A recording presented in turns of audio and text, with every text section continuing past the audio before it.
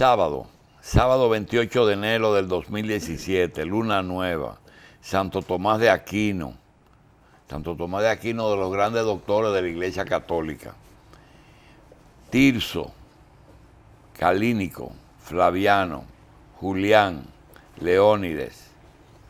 Un día como hoy, el presidente haitiano Jean-Pierre Boyer inicia la invasión del territorio dominicano, de lo que hoy es el territorio dominicano, la parte este de la isla, ante la actuación de Núñez de Cáceres.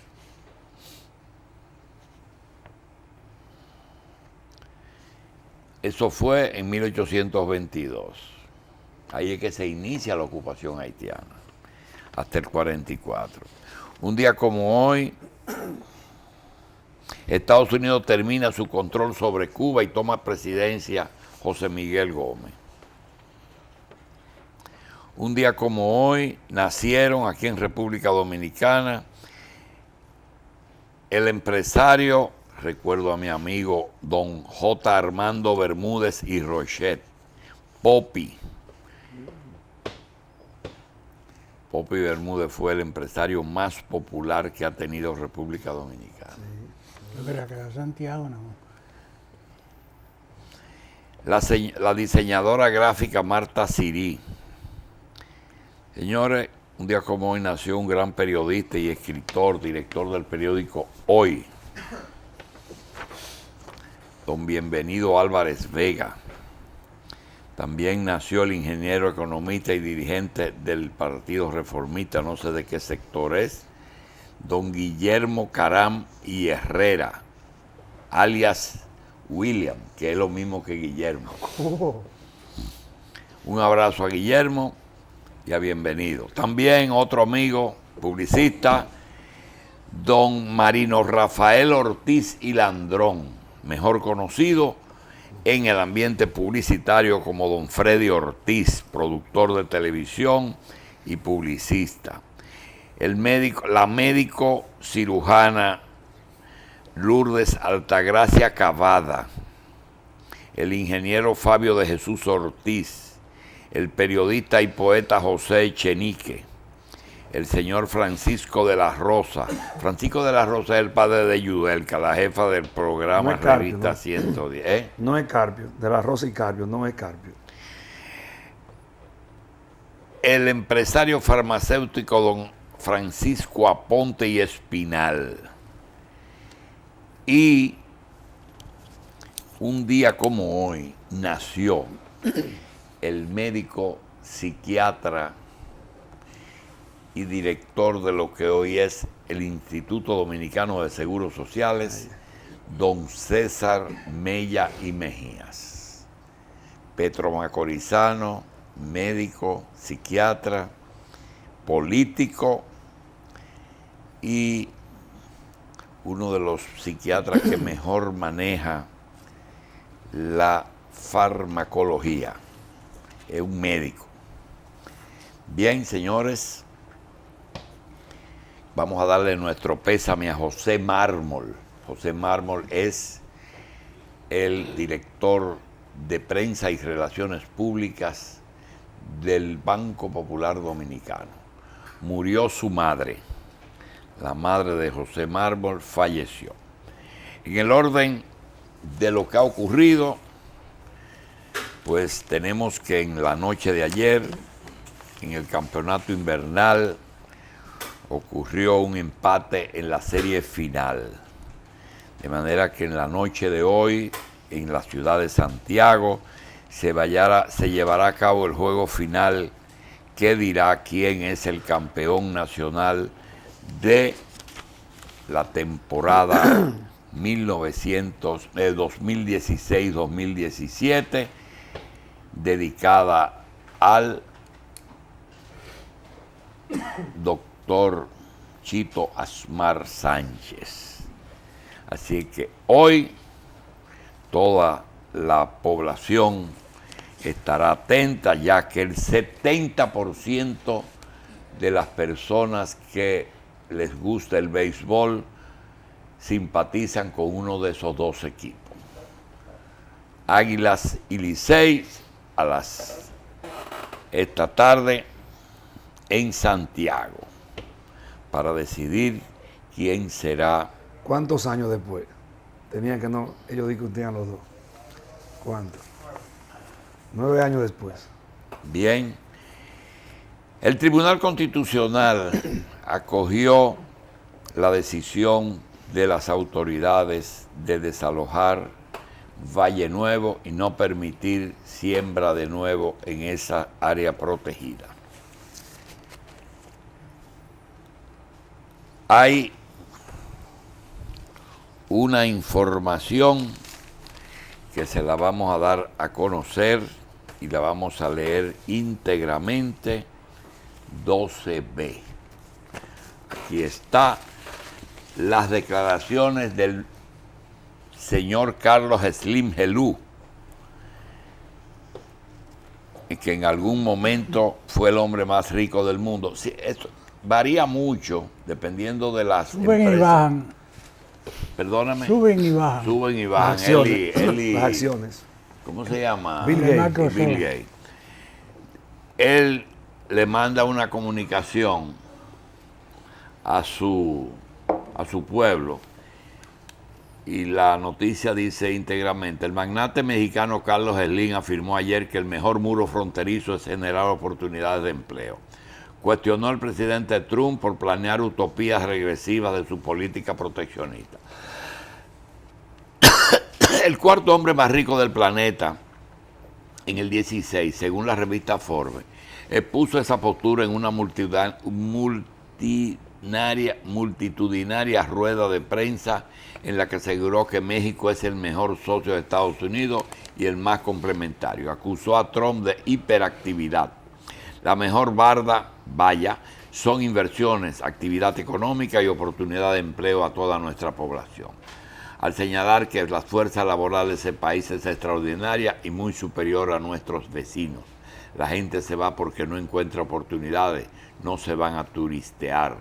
Sobre el flujo de mexicanos a Estados Unidos, el magnate resaltó también la necesidad de impulsar la economía interna, fortalecer la seguridad jurídica, aplicar las nuevas leyes, bajar el costo de la corriente y hacer más eficiente el presupuesto público para ofrecer oportunidades. Necesitamos una política económica que impulse el desarrollo nacional íntegramente.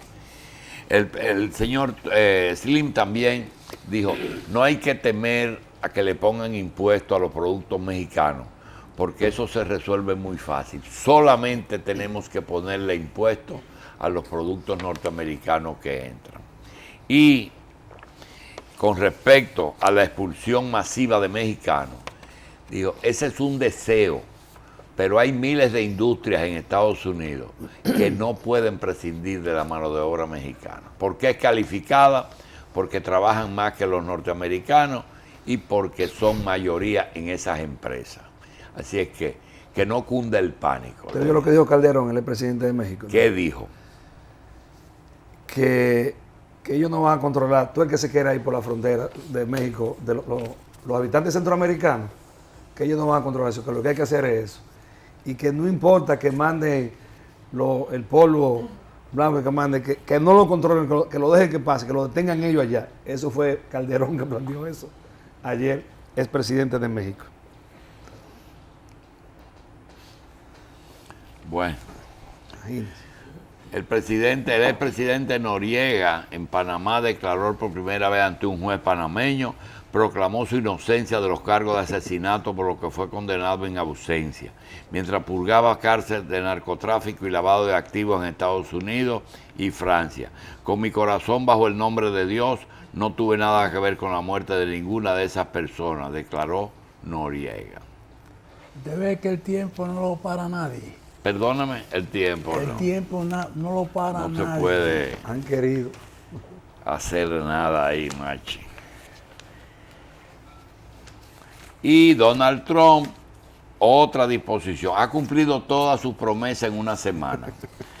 Ayer dispuso por decreto nuevas trabas al ingreso del país de musulmanes radicales como refugiados y prometió una gran reconstrucción del gobierno. Hay que notar que la mayoría de esas decisiones son decretos y disposiciones porque él no manda nada al Congreso. Eso va después. Señores, vamos a contarles que hoy es sábado agropecuario. Estamos en la revista agropecuaria de los sábados. Un viaje a San Francisco de Macorís, por lo que tiene que adelantar sus comentarios a continuación. Doctor, adelante. Sí, reiterar los buenos días a los productores y técnicos del país y decirle antes de los precios, para que los productores agropecuarios del país estén un poco tranquilos sobre los pronunciamientos de eliminar o dejar sin efecto algunos acuerdos comerciales, incluyendo el de ERECAFTA, pero más bien con hincapié al Transpacífico. En Internet usted busca, ahí están todas las normativas que rigen un acuerdo de libre comercio, en la parte fito y zoosanitario, en la parte de los aranceles, de los desmontes arancelarios por país. Ahí está todo. Entonces, no hay que ser un científico para usted buscar todas esas normativas y usted se va a edificar y va a ver lo que está pasando. Que quieran echar para atrás de ERECAFTA, eso le conviene a República Dominicana.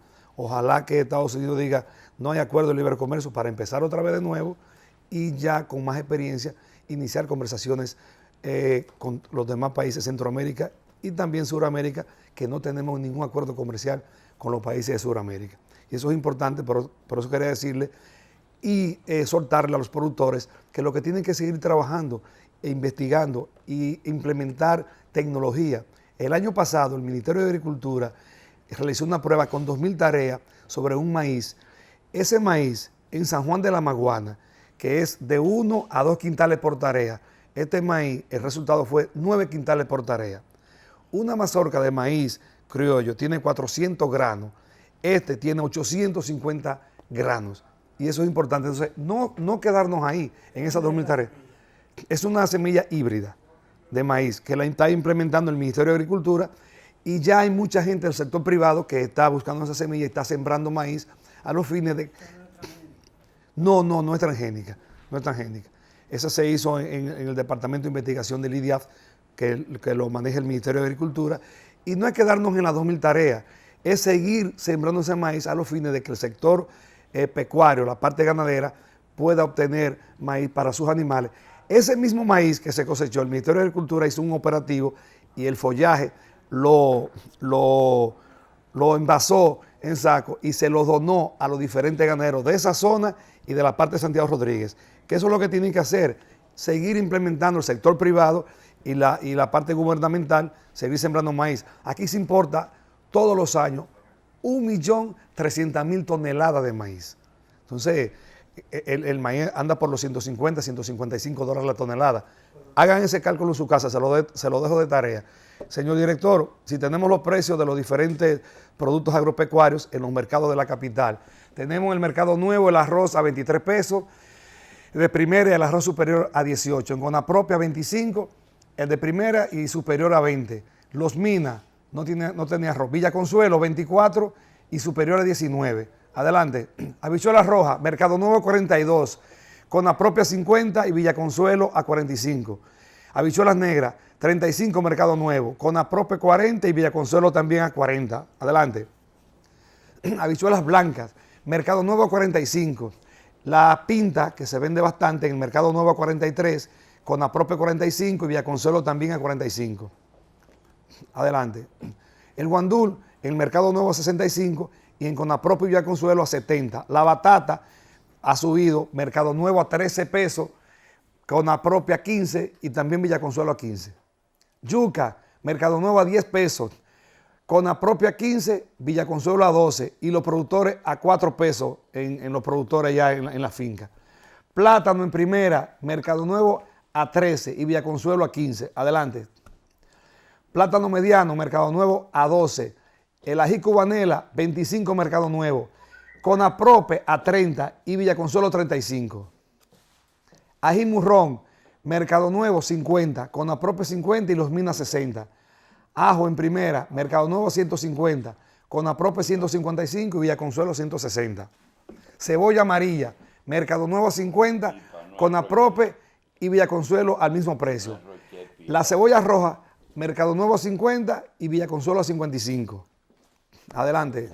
Res, bola, Mercado Nuevo 90, Conaprope 135, Villa Consuelo 95.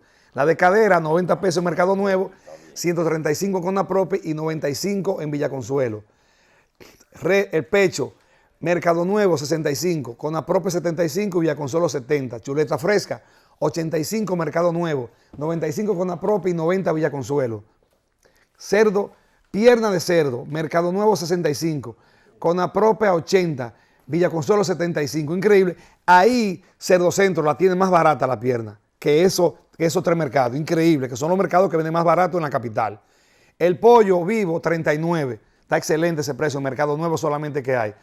El pollo faenado en el Mercado Nuevo 50, Conaprope 53 y Villa Consuelo 55. Los huevos siguen en todos los mercados a 6 pesos. Chuleta ahumada, Mercado Nuevo 90, Conaprope a 100 y Villa Consuelo también a 100. El aguacate grande, Mercado Nuevo a 20, Conaprope a 30, Villa Consuelo 25 y en los supermercados a 50 y a 75. Esos fueron los precios de los diferentes mercados de la capital con todo lo que es los principales productos que más consume el dominicano en este país. Adelante, doctor. Tenemos con nosotros a Carlos Gil, como todos los sábados. Hoy nos va a hablar del Consejo Estatal del Azúcar, de CORDE y de las demás empresas del Estado que por decreto la volvieron un disparate.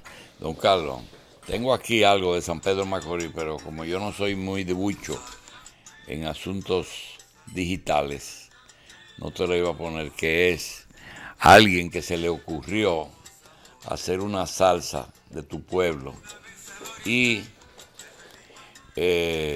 era muy desconocida, no sé por qué estuvo escondida, porque ninguno de los que estábamos aquí la hemos escuchado. Quizá en el curso del programa, cuando aparezca el audio, pues yo te lo dejo saber. ¿Cómo no?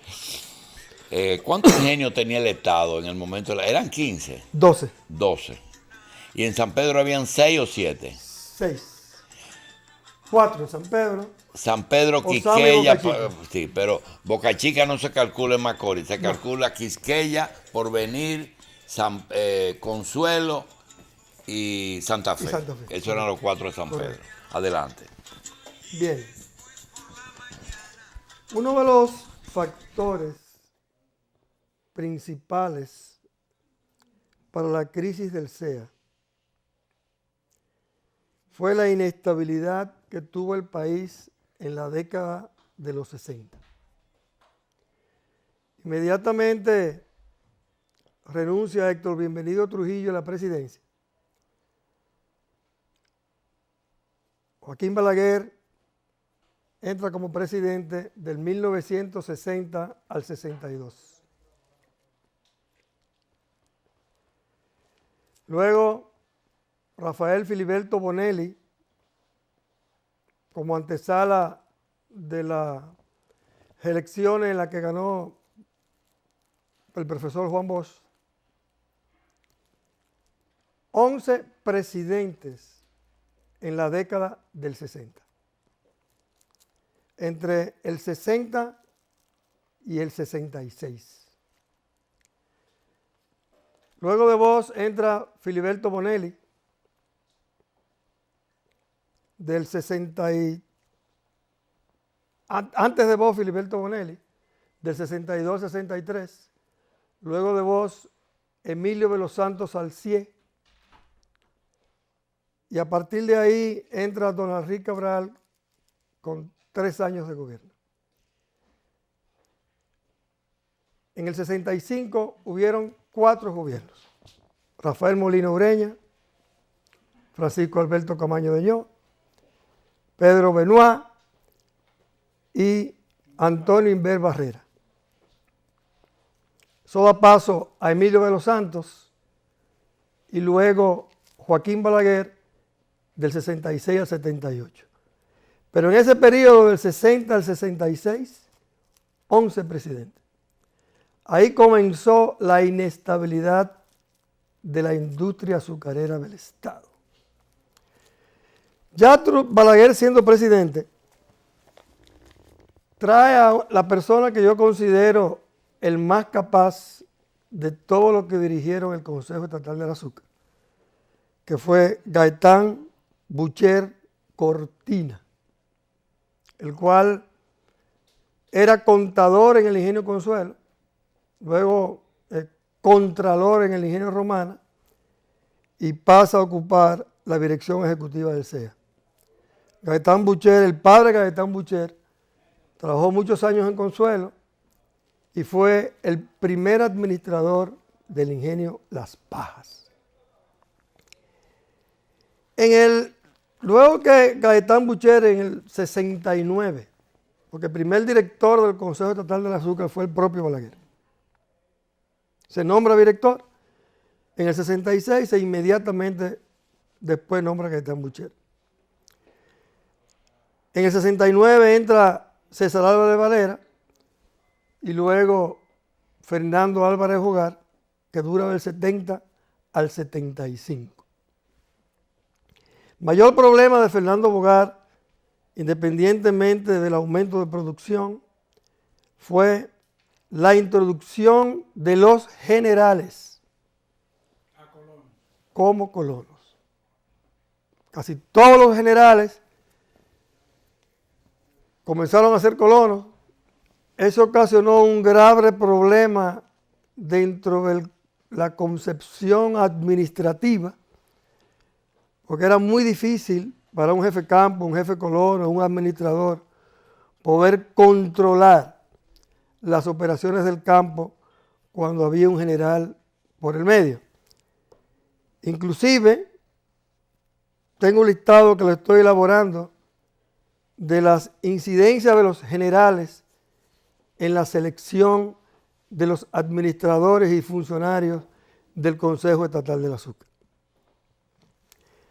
Luego que Fernando Bogar sale de la gerencia del CEA, entra Rafael David. Ahora estamos hablando del 75, 76 aproximadamente. A partir de ahí, de Rafael David, entra Germán Gómez Torres, 2 años, y en el gobierno de Antonio Guzmán se vuelve a nombrar a Gaetán Bucher por 2 años. Del 60 al 78 hay un mínimo común denominador de una persona que realmente fue la que mantuvo la estabilidad del recién creado Consejo Estatal del Azúcar, que se llamó Porfirio Brito. Porfirio Brito inclusive llegó a ser el subdirector en el 80 y 82 de Secundino Gil Morales. En términos generales, a nivel mundial, lo podemos ver en Romana, lo podemos ver en Vicini y en casi todas las empresas que yo he investigado. Los mejores gerentes para la industria del azúcar han sido los ingenieros químicos. Porfirio Brito era un químico especializado en Estados Unidos. Luego que sale Secundino Gil Morales, entra Eulogio Santaella. A partir de ahí, Manolín Báez, el ingeniero civil con 3 años, perteneciente también a Romana. Es bueno saber la incidencia de Romana en el Consejo Estatal del Azúcar. Del periodo 1966, 2012, 2013, para bien decir, 47 años, 36 años, los directores provinieron de Romana. Ese es el caso de Bucher, 2 veces que entra a ver Romana. El caso de Secundino Gil Morales, que entra a ver Romana. El caso de Manolín Báez, que entra a ver Romana. Carlos Morales Troncoso, del 96 del 86 al 90 de Romana, 3 años. Juan Arturo Viache consecutivo, 2 años. Juan Amado Cúnjar, 3 años. A partir de ahí entra el agrónomo Dimas de Moya, luego Pla Gómez 1 año, Isa Conde, que privatizó en 2 años todo lo que era el Consejo Estatal del Azúcar, CORDE y CDE. Chapini, Pedro Ignacio Chapini, que tiene sus raíces en Romana, 2 años.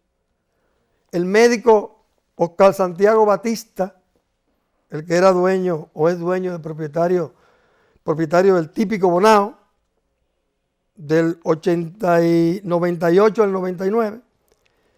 Félix Alcántara, licenciado Félix Alcántara, del 99 al 2000. Vuelve el ingeniero Manolín Báez, 4 años, en el gobierno de Hipólito, como director del CEA.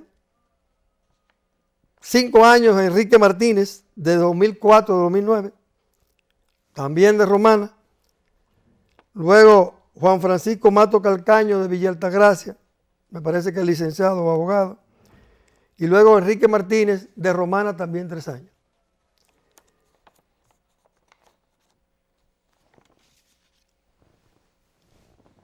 En este tenor, cuando vemos las direcciones del Consejo Estatal del Azúcar, es evidente que los presidentes de la República que pasaron por la presidencia nunca se tuvieron la molestia de investigar la historia de la dirección del CEA desde el 66 hasta que ellos tomaron la presidencia. Porque evidentemente, aunque Romana es un ingenio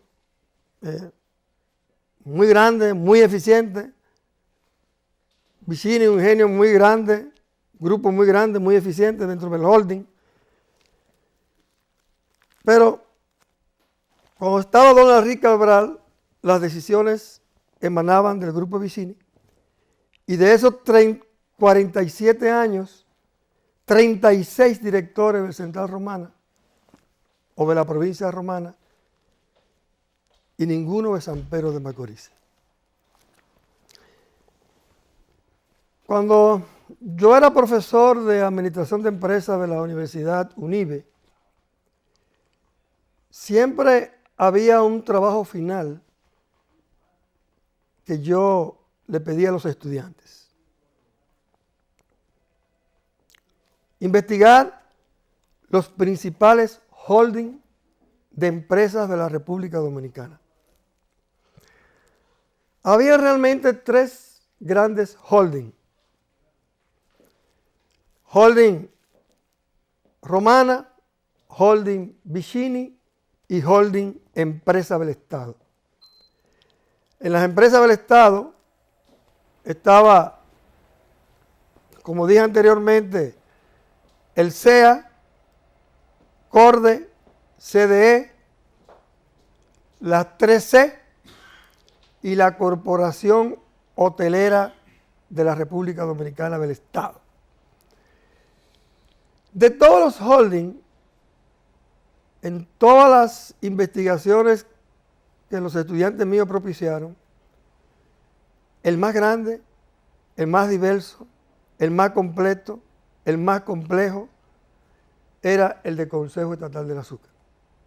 Cuando usted analiza lo que abarcaba el Consejo Estatal del Azúcar en azúcar, mieles, energía, alimentos y sobre todo la incidencia que tenía en esos 414 batalles y parajes para el desarrollo,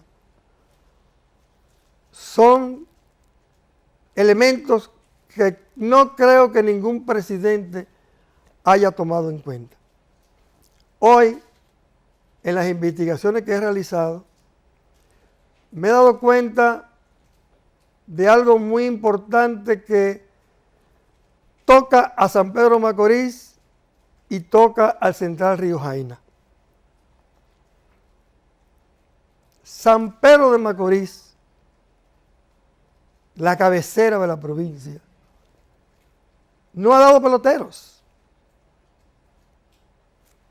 Búsquenlo dentro del listado de peloteros de San Pedro de Macorís y verán que San Pedro de Macorís es nulo en peloteros. Los peloteros salían de los bateyes. ¿Por qué? Porque en cada batey, en cada colonia, había un play de béisbol, básquetbol. En Ingenio Consuelo se comenzó con golf, fútbol, clubes clubes campestres, bibliotecas y muchos centros deportivos. En mi opinión, a partir de ahora, la producción de peloteros de San Pedro de Macorís va a ser prácticamente nula. Cuando usted analiza Jaina, se da cuenta de la incidencia de los bateyes de Jaina en la producción de peloteros. Porque una de las funciones del Departamento Social del CEA era propiciar el deporte para que los jóvenes que vivían en las colonias y en los bateyes se mantuvieran. Algo que realmente me ha chocado bastante en mis investigaciones es lo siguiente. En el tiempo que yo estuve trabajando en el CEA, 20 años, 21 años, y en el tiempo que viví en los bateyes, 40 años, nunca conocí un haitiano que tuviera una función directiva. Ni como mayordomo, ni como volteador, ni como superintendente, ni como jefe carretas, ni como transportista, maquinista, ni operador de tractores. En la parte fabril nunca lo conocí. En los talleres diferentes que habían, nunca lo conocí. Y en este momento me encuentro con algo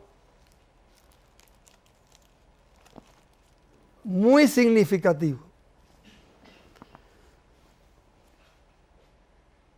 Y es lo siguiente. Si comparamos el 1980, en que habían 16 ingenios funcionando, y lo comparamos con el 2017, hoy hay más braceros que en el 1980 en forma relativa. ¿Por qué? Simple. Se traen 20,000 braceros, 10,000 braceros, 5,000 braceros, total 30,000, 40,000. Entre el 30 y el 40% desertan, se van. Y pasa lo mismo que el chofer de Trujillo, Zacarías de la Cruz, realizó durante un periodo de 20 años.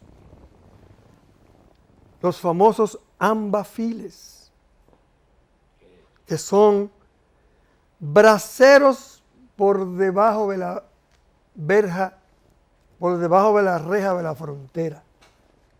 ¿Quién traía bracero además del Consejo Estatal del Azúcar? Traía Romana, traía Vicini. No, esa gente se lo traían a él. Una parte. Nunca Vicini y Romana lo trajeron. Bueno, no lo traían. Habían 2 ex militares, uno es ese y uno que hasta hace poco estaba, que era el que te decía. En el 2000, te decía, son 600 pesos, 300 de migración y autoridad, te lo entregaban carnetizado, ¿eh? Tenía que buscarle un galón de plástico, un machete y una colche Puma. 600 pesos y 300 que se quedaban allá en el Rancho Grande, en Haití. Lo de carnet es relativo. Porque yo, dentro de mis grandes sorpresas, ya como administrador, no era raro encontrar un bracero que se llamase Homebush. Muy te apures, que yo te tengo ahí 3.000 guardados para el próximo programa. O Winston Churchill. No. O John Kennedy. Raúl Mondesí. Raúl Julito Mondesí. Jacín. Juan Marichal era famoso a nivel de los corte de braceros que se calle. llamaban Juan Marichal. Entonces, la carnetización era relativa. Ahora, eso no viene de ahora. Los primeros El personaje grupos, era suplantado, pero el carnet era oficial. sí, pero el primer grupo de ambafiles o braceros ilegales se realizó por las tropas norteamericanas con la ocupación entre el 1916 al 1924. Desde que llegaron. Sí, esos braceros se tomaban en la frontera. En mis investigaciones hechas ya con manuscritos cubanos, Estados Unidos, se cogía su carnet si lo tenía, se tiraban en el río y se traían a la República Dominicana. ¿Por qué? En el caso de Romana,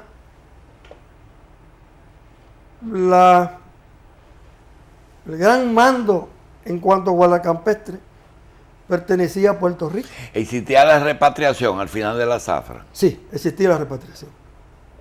Inclusive los cocolos, de los cuales descendemos nosotros, nunca quisieron ser dominicanos. Muchas. Nunca quisieron ser dominicanos. Los cocolos. Por eso, los hijos de Cocola Validaron tienen su. apellido de la Cocola.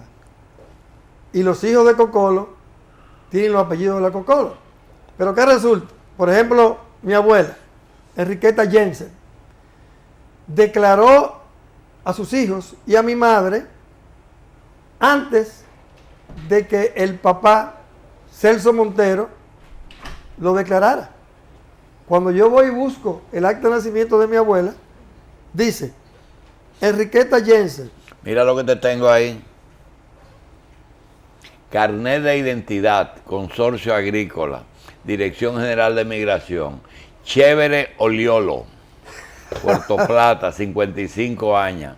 Sí. Confida Tontón, 28 años, Puerto Plata, jornalero, Cañabrava, Haití. Decena Jean, 19 años. Doctor Beribe, Como nombre. y con lo que sea, él le ¿Cómo decía no? cualquier cosa al escribiente. Foti Pierre Luis, Frasno Gillette, General Jan, así mismo, General Así mismo. Jan, Gracias a Dios Agustín, Así mismo. Jan Grande Pie, I am sorry Gage, Jeje Segú, Johnny John, tú ves, ganó en la liga ayer, Johnny John, José el Sheriff, Luisón Luis, Marco Pie, Marco Chinola. Está bien. Muy interesante. Entonces le decía yo, Yo tengo 3.000 de eso. interesantísimo. ¿Tú sabes lo que yo iba a hacer? A los patriotas de aquí, nosotros entendemos que esas personas que se quedaron todos, se iban yendo al paso para el sector turístico. Así es. Esa gente lo que hay es que darle su nacionalidad, su qué es lo que le están dando aquí, su residencia. Residencia. Sí, pues, lo que pasa es que uno no sabe quiénes son porque falsificaron los nombres. Así es. Pero eso es un carnet de migración. Así es. Entonces le decía que, por ejemplo, mi abuela, y estoy seguro que el caso de Machi fue así, decía Enriqueta Jensen, oriunda de San Tomás, y de paso en la República Dominicana. Porque no le interesaba ser dominicano. Esa es la razón por la que cuando yo fui a Nives, una islita que está junto a San Nives, Croix, sí, sí.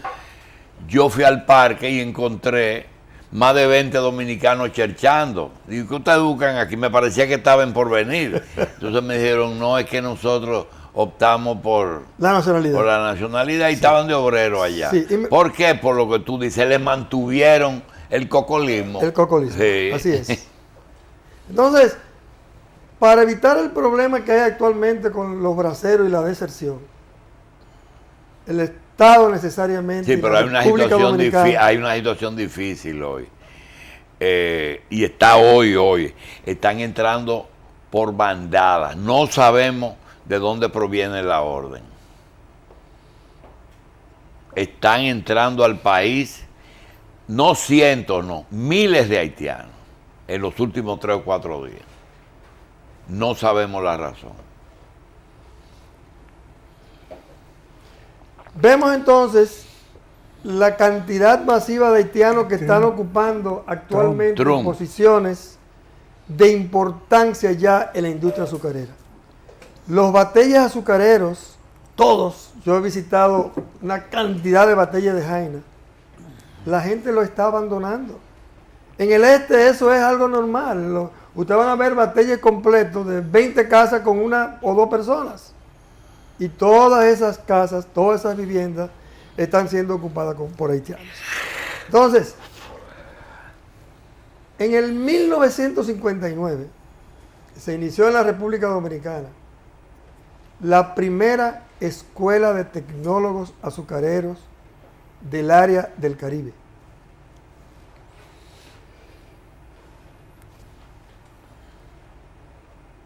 Luego de esa escuela, INTEC estuvo 4 años graduando ingenieros tecnólogos y luego en la UCE, que me tocó presidir, la UCE estaba graduando ingenieros tecnólogos. Uno de los factores más importantes que adornan el Consejo Estatal del Azúcar era la cantidad de técnicos preparados que tenía en sus operaciones. Agar. Esos técnicos bajaban los costos del Consejo Estatal del Azúcar durante el periodo de tiempo muerto, porque absolutamente todos, casi el 100%, se iba a Luisiana, Hawái, Venezuela, Puerto Rico, a brindar sus servicios tecnológicos en el área azucarera. Todo ese grupo de grandes tecnólogos venían a la República Dominicana con muchos dólares. Hacían sus viviendas. ¿Con quién estuvimos nosotros más ligados de las industrias azucareras del área? Con Haití, Cuba, Puerto Rico, Jamaica Luisiana, o Estados Unidos. el sur de Estados Unidos, Luisiana o Filipinas. De esos, Primer término, Cuba. primero. Segundo término, No es primero Puerto Rico. primero Puerto Rico, pero en volumen, en amplitud, Cuba. Número 1, número 2, Puerto Rico, número 3, Barbados y número 4, Luisiana.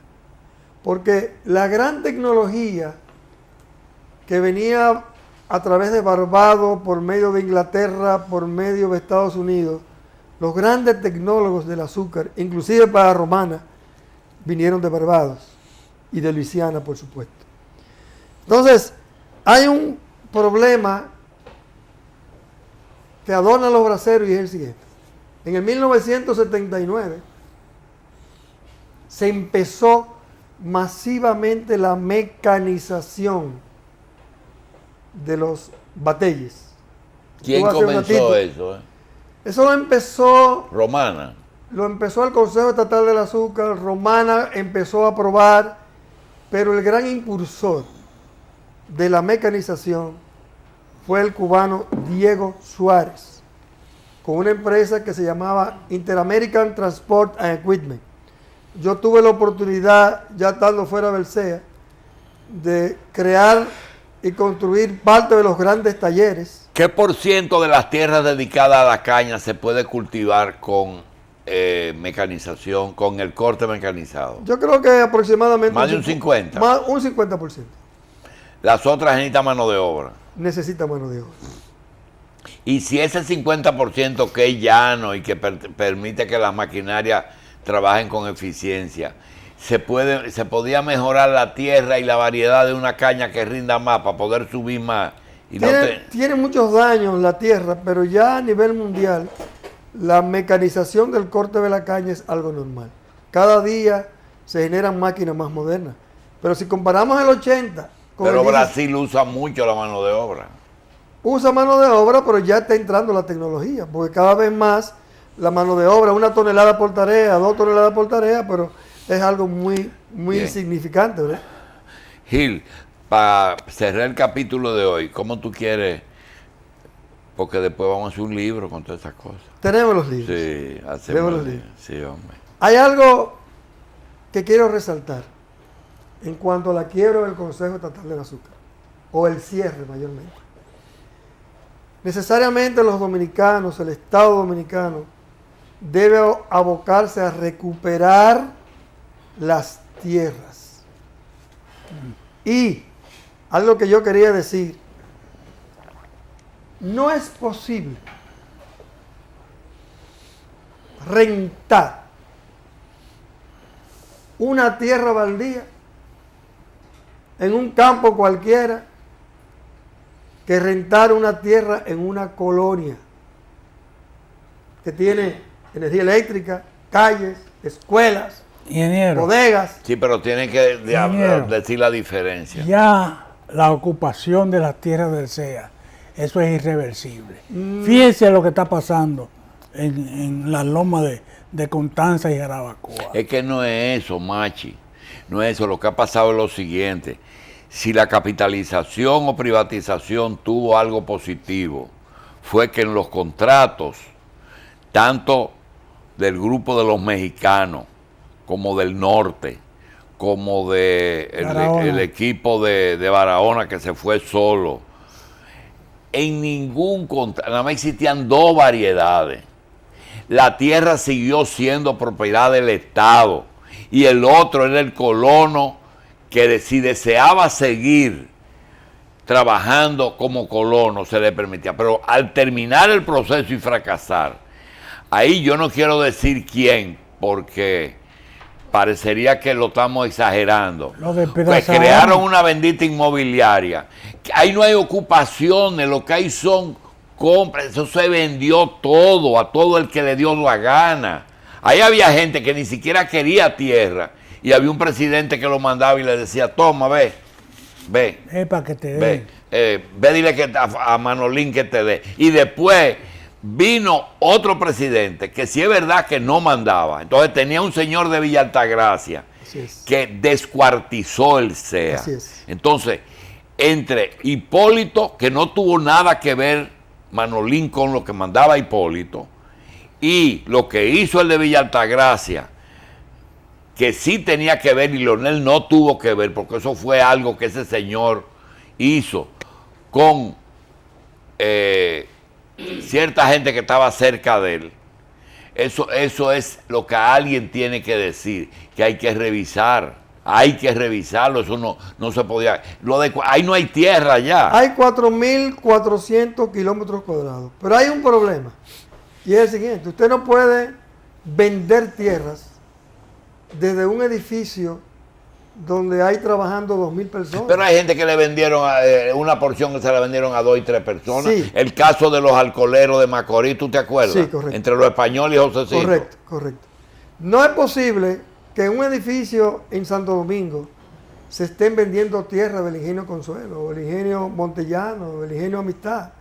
En cada ingenio debe Debe haber. crearse una comisión, y esa comisión es la que tiene que decidir sobre qué hacer en cada tierra. Ahí no tienen que hacer nada de eso. Lo que hay que hacer es mantener eso en manos del Estado. Sí, Julito, pero En manos del Estado y después hacer un plan nacional concreto ahí. estoy de acuerdo. Como Estoy de usted no acuerdo. puede seguir. Doctor, Oh, usted va a hacer la reacción, usted conoce la que va a hacer. Para sacarme de aquí hay que sacarme muerto. Usted ve, usted lo está viendo. Usted Pero lo está ayer viendo. mismo ellos se presión. El de entrada del municipio de Santo Domingo Oeste, que se entra por la Palma de Herrera, ¿verdad? Correcto. Por ahí que se entra. O después de las 12 del día aparecen por lo menos 200 personas en Platanera y han puesto un mercado en la entrada. Y dijo un chofer, lo malo de esto es que si lo dejan 3 días después no hay quien lo saquen, nada más que muerto. Me acordé de eso. Así es. Porque si lo dejan 3 días, es muerto que lo saquen. Y así no se puede. Quiero decirte, Julito, para terminar, hay ingenios en Puerto Rico que cerraron en el 2000, en el 1995, y todavía al día de hoy están vendiendo maquinarias. Lo que sucedió en el CEA ha sido más grande que todos los actos de corrupción que se han generado en la República Dominicana. ¿Cuál es el ingenio más moderno y de mayor producción de República Dominicana? Central Río Jaina. Así es. Ahora, yo lo exhorto a usted que me busque media libra de hierro. Le quería decir eso. Entonces, cuando usted analiza cómo alrededor de 8.000 kilómetros de cobre desaparecieron, porque cuando tú vendes chatarra, un ingenio como chatarra, como Río Jaina, hay 4.000 kilómetros de cables eléctricos. Estamos hablando de 60 locomotoras. Estamos hablando de 386 camiones. Estamos hablando de más de 6.000 carretas. ¿Cuántos puentes férreos había en el Consejo Estatal del Azúcar? Muchos. Estamos hablando de casi 1.000 kilómetros de vía férrea.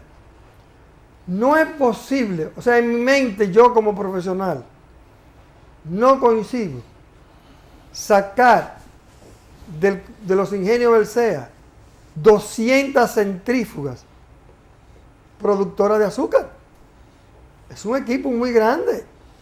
Y lo peor es que no están en otro sitio. Una bomba. La caldera y la centrífuga la Una fundieron. Una embarcaron bomba. todo. La fundieron. Una bomba de inyección vertical de 600 caballos es algo demasiado grande. Señores, podemos pasar un año hablando con Carlos Gil de la desgracia del CEA, pero eso será un capítulo de una telenovela de ficción. Así Porque es. solamente la Bueno, ficción. esas son páginas de la corrupción Sí. de la República. Esa de la Dominicana. verdadera corrupción. De la verdadera. Esa es la verdadera corrupción. Sí, porque tú coges ahora la que estamos hablando y tú dices, bueno, se cogieron un pedazo de una obra que se está discutiendo qué porcentaje, pero la obra está ahí. Así es. Lo que pasa es que usted dijo una cosa, es, no hay un pie de riel, un pie Así es. de los 1.000 kilómetros. Así es. Aquí se podía hacer sobre esos rieles el sistema férreo más avanzado de América. Bueno, lo existía. Y existe en un En plano eso. En los 6 ingenios del este estaban interconectados por vía férrea porque tenían la misma luz. Y todo era fácil hacerlo de un campo remoto de Consuelo a un campo remoto de Sí, Boca pero yo Chica le y puedo Osama. enseñar también cuando llegaba a Boca Chica, y de Boca Chica llegaba a San Luis, y de San Luis llegaba a Jaina, por ahí atrás, cuando llegaba por los batelles detrás de Villamella, Yamasá. Correcto. Eso se metía en Cotuí. Sí. Eso se metía en Cotuí. Los- y eso se pegaba con Pimentel y Castillo, que ahí Así venía es. la otra vía férrea que Así no es. era Cañera. Así es. Así y con es. el ferrocarril de La Vega. Así es. Así es. Gracias, Gil. No hay problema. Carlos Gil Montero, gracias por estar con nosotros. Muy bien.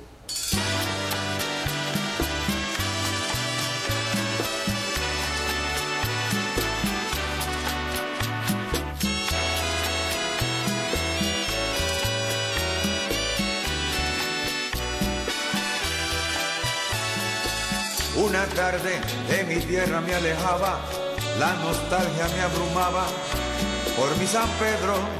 Y miren que era un viaje innecesario, que iba yo a sufrir a diario pensando en San Pedro.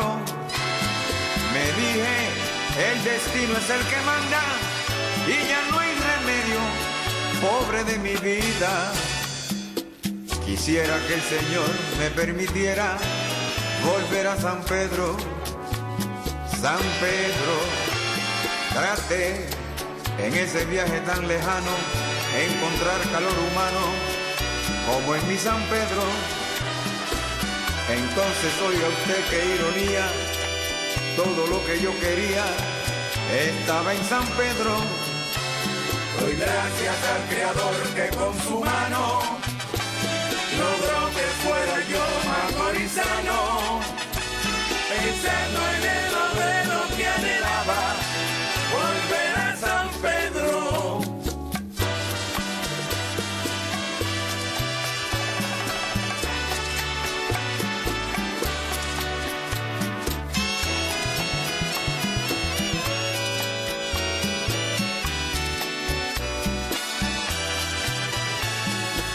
Y hoy, mi viejo pueblo querido, estoy aquí, soy tu hijo, que he regresado, el mismo que no ves desde la infancia por culpa de la distancia.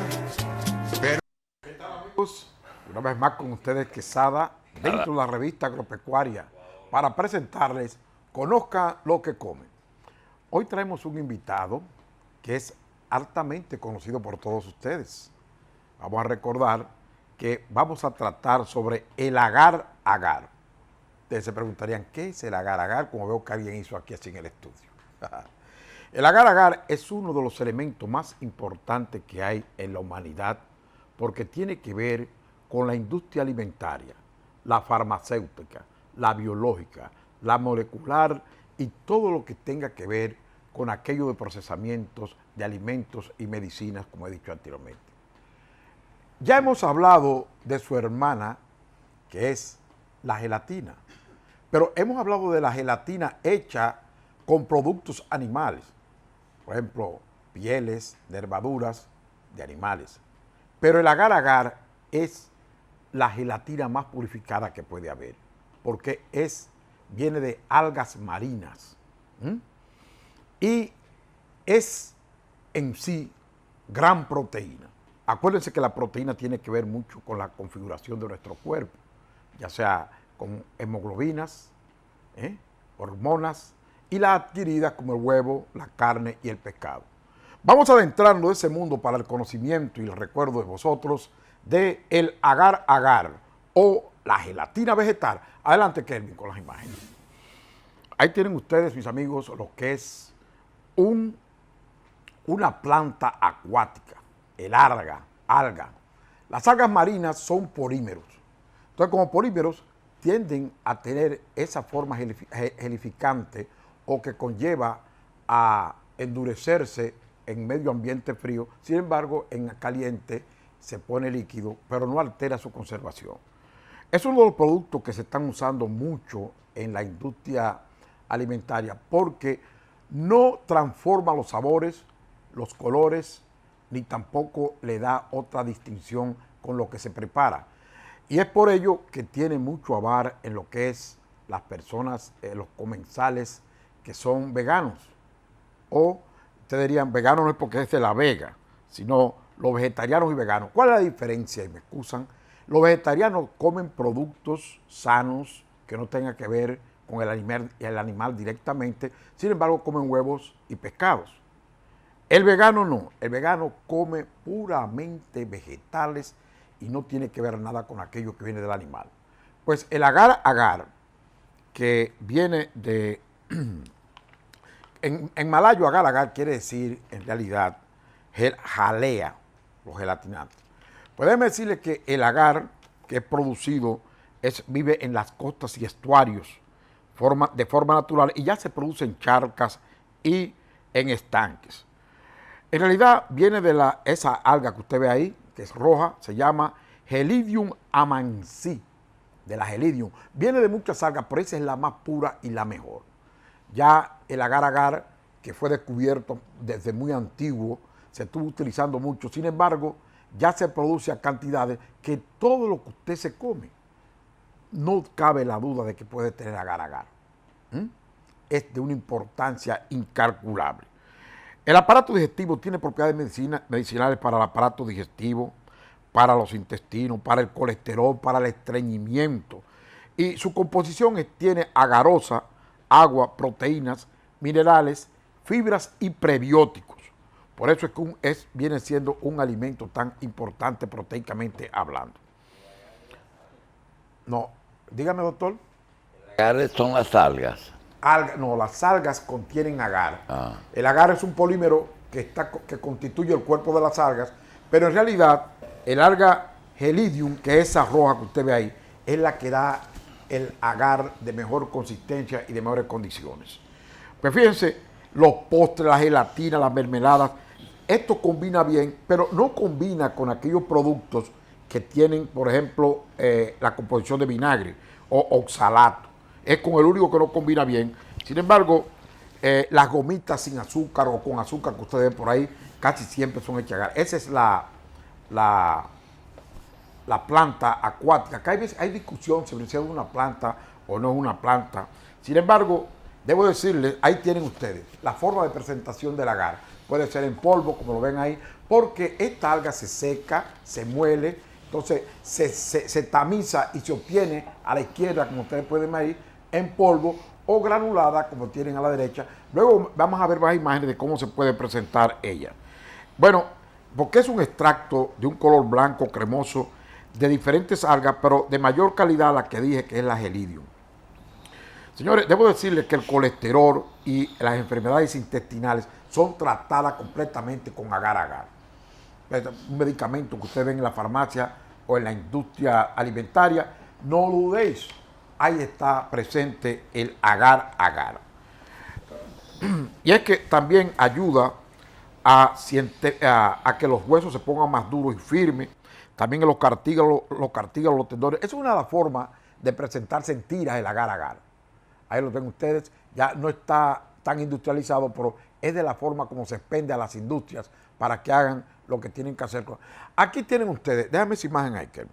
La primera vez que yo oí hablar del agar-agar fue en los años 70, cuando estudiaba agronomía, estaba dando microbiología de suelo, y precisamente en el Petri, que es la cajita que se utiliza para ciertos experimentos, doctor tiene que haber bregado mucho con eso.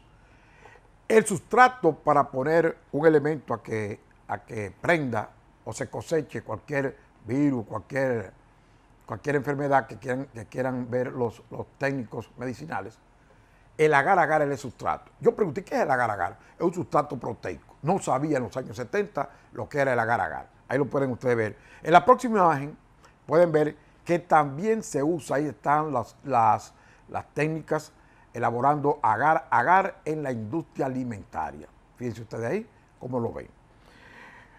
Dice que aparte de ayudar a que los huesos se pongan mucho mejor, en la clarificación de las cervezas se usa el agar-agar. Cualquier fabricación de cerveza usan para clarificarla, o sea, para aclarar su color, se usa el agar-agar, porque hoy repito, no transfiere ni sabor, ni olor. Y ahí tienen ustedes ese letrero que vamos a leer a continuación. Ese los vegetarianos de Nicaragua envían, que dice que el agar-agar es un sustituto vegetal de la gelatina. Tiene proteínas, ayuda al estreñimiento, es depurativo, tiene hierro, agua, calcio, potasio, ayuda a bajar de peso, ayuda a bajar el colesterol y también es bajo en calorías, por lo que sirve para las personas que llevan dietas. Esto se usa, vuelvo y digo, en las presentes conformaciones alimentarias, se usa mucho para los cultivos en microbiología, y que también puedo decirles que usted lo puede encontrar en cualquier lugar, principalmente en los lugares que venden productos de orden alimentario vegetariano. Se encuentra por doquier el agar-agar. Pasamos a otra imagen, como ustedes verán ahora a continuación, en nuestra imagen. Ahí están las gelatinas. ¿Quién no conoce una gelatina? Pues el agar-agar es el mejor elemento para la gelatina porque no es contaminante, no es dañino, no causa nada, ni siquiera alergias. Contrario a lo que pusimos anteriormente, la gelatina de origen animal. Mira, en la industria alimentaria se usa mucho para espesar, gelificar y estabilizar los alimentos como sopas, cremas, helados, postres, y en la fotografía y en la farmacéutica y en la biología molecular. Ustedes vieron gelatinas ahí de diferentes colores y ahí tienen ustedes ensaladas que también ella se usa porque tiende a estabilizarlas, estabiliza las comidas. Y van a ver una imagen donde ahora se está usando, mírenla ahí. Ahí tienen ustedes vegetales y trozos de carne dentro de un pedazo gelatinizado. Es porque se usa de esta manera, porque no hace que interfieran estos productos con el medio ambiente y se dañen. Además, vuelvo y repito, no interfieren los sabores, ni los colores, ni los olores. Entonces, es un medio de conservación extraordinario. Ahí está gelificado. Pero usted lo calienta, vuelve a líquido sin transformar ni inferir en lo que es. Ese es un queso que se hace y se usa también el agar-agar. Es un queso totalmente vegetariano y esa forma sólida la da el agar-agar. Señores, vuelvo y repito que el agar-agar se encuentra en los mares, en estanques ya que lo hacen, en las algas. Miren qué póster tienen ustedes ahí, más maravilloso y hermoso, que es un póster Anco de kiwi con agar-agar. Lo que tiene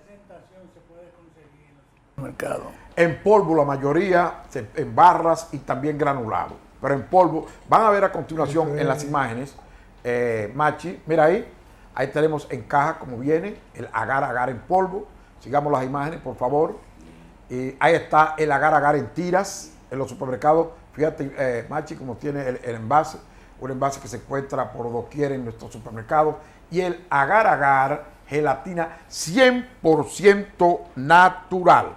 Señores, y regresando acá en nuestros estudios, debo decirles que hemos presentado a un producto que puede imaginárselo, pensarlo o recordarlo, aquel que lo sabía, que tiene una gran importancia en nuestra constitución y salud por ser proteína pura procedente del mar, de las algas, el Gelidium, algas rojas.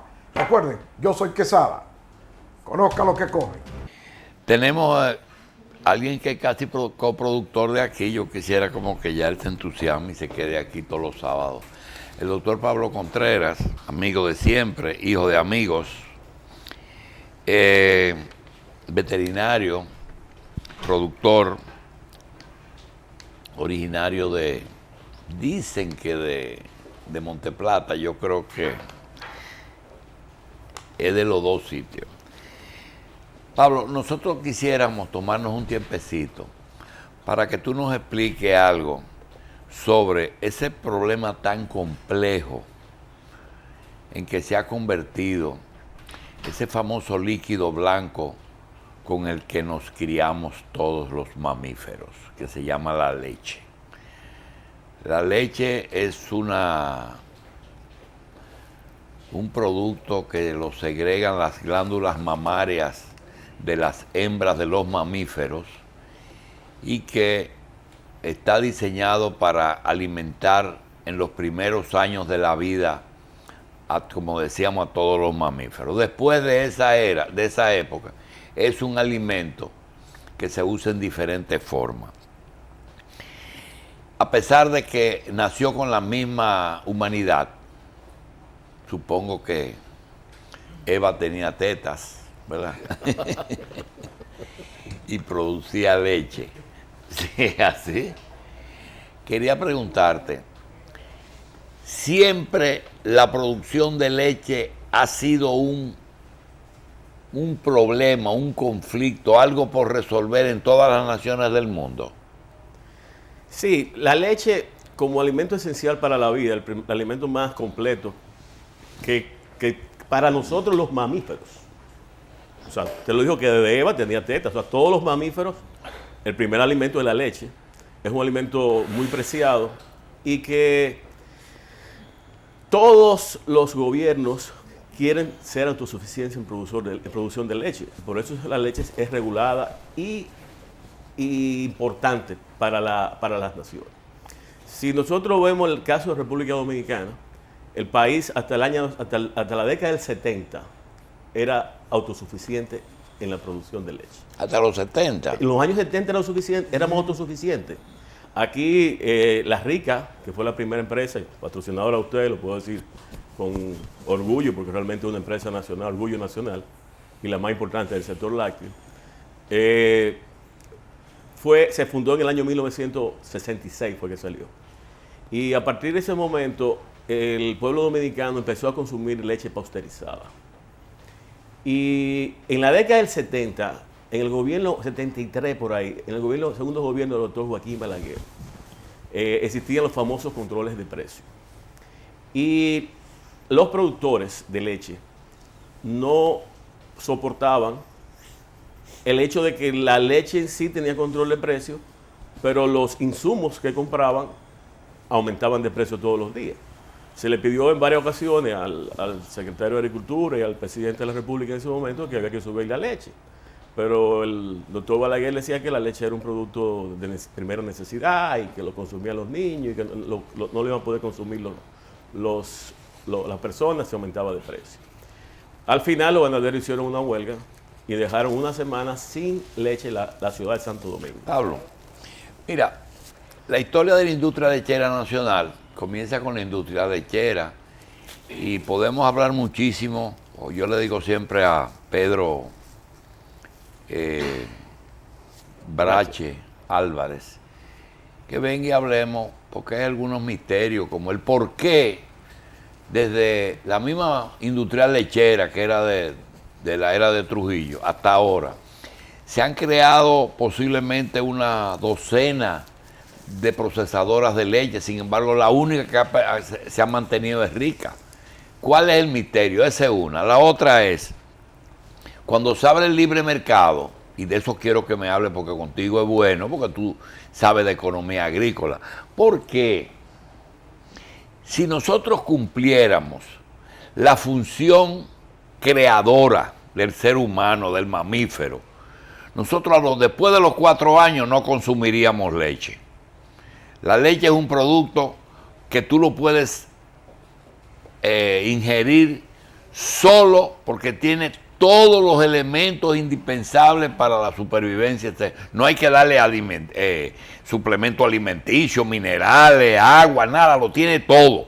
Entonces, si nosotros interrumpiéramos la ingesta de leche a los 4 años y nos dedicáramos a comer los granos que le dan a la vaca, la soya que le dan a las vacas, nosotros tenemos muchísimos problemas resueltos. Primero, seríamos autosuficientes. Primero porque tenemos el caso de que el primer año es la mamá la que produce la leche. Y después, nosotros tenemos que después de los 4 años, Pablo, los alimentos que se le dan, los piensos que se le dan a las vacas o a los animales, es lo que hace que se distorsione todo el mercado de alimentos en el mundo. Porque entonces viene el maíz, viene la soya, vienen los otros productos, se lo comen a las vacas, entonces tenemos 2 déficits. Pero entonces aparece un país como Nueva Zelanda o Holanda, no sé, que nos ofrece un precio en que nosotros decimos, pero si tenemos leche 2 veces más cara, ¿por qué la vamos a usar? Traémosla de fuera. Háblanos un poquito de esa cosa tan compleja que yo te he dicho. ¿Quién es el que puede controlar todas esas cosas? Porque me da la sensación, Pablo, que ni siquiera ustedes, los productores, tienen la conciencia que tú tienes. Hay gente que tú ves, yo tengo vaca, voy los sábados, los domingos, ordeño, me tienen que enseñar el becerro muerto si se muere, o el macho yo lo doy. ¿Cómo que funciona eso? Bueno, doctor, usted me ha hablado de muchos temas. Muchos temas. Voy a empezar por el principio. Vamos a dejar la historia y vamos a hablar de eso. Bueno, mira, vamos a empezar por el principio. Lo primero es que usted está relegando el consumo de leche solamente a los 4 años. Algo que podría ser, pero no sería lo mejor. Vamos a poner el caso de las mujeres. Las mujeres que no consumen habitualmente leche en la edad adulta empiezan a sufrir de osteoporosis. Ya. La leche, y eso mismo le pasa a los hombres en menor medida. O sea que la leche es un alimento completo. Se ha comprobado que es la fuente mejor de suministro de calcio por la absorción que tiene el calcio de la leche, que muchas veces otros productos que tienen calcio no tienen el nivel de absorción y se pierde en el intestino, o sea, se elimina por las heces. Entonces, la otra cosa, la leche se ha querido satanizar, como en una época la mantequilla de la leche se decía que producía colesterol.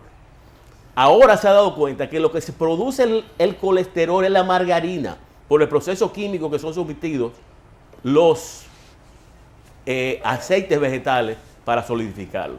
Y que la leche tiene aminoácidos esenciales como muy importantes y bueno para la salud. Contiene omega 3, tiene el famoso CLA, que es el aminoácido conjugado que produce, que ayuda a eliminar o a producir el colesterol bueno. Entonces la leche es un alimento nutritivo y beneficioso para la salud y completo.